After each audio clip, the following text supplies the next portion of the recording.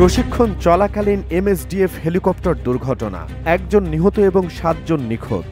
শনিবার রাতে ইজু দ্বীপপুঞ্জের নিকটবর্তী অঞ্চলে সাবমেরিন বিরোধী প্রশিক্ষণ অনুশীলনে অংশ নেওয়া দুইটি maritime self defence force MSDF SH-60K হেলিকপ্টারের মধ্যে সংঘর্ষের ঘটনা ঘটে। মারাত্মক এই দুর্ঘটনায় একজন ক্রু সদস্য নিহত হয়েছে।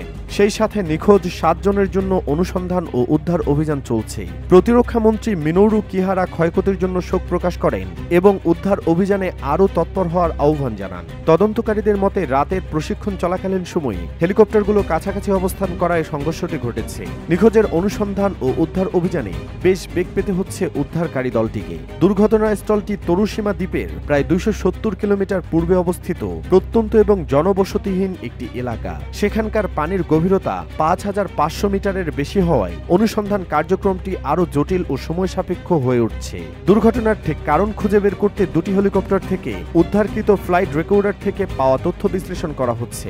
উল্লেখ্য, প্রতিটি হেলিকপ্টারে একজন পাইলট, কো পাইলট এবং ২ জন বিমান কর্মকর্তা ছিলেন। দুর্ঘটনার কারণে SH-60K প্রশিক্ষণ ফ্লাইট স্থগিত করা হয়েছে। এই দুর্ঘটনাটি ২ বছরের মধ্যে দ্বিতীয় MSDF হেলিকপ্টারের দুর্ঘটনা। এ দুর্ঘটনায় নিখোঁজ ব্যক্তিদেরকে খুঁজতে মার্কিন যুক্তরাষ্ট্র অনুসন্ধান ও উদ্ধার অভিযানে সহায়তার প্রস্তাব দিয়েছে।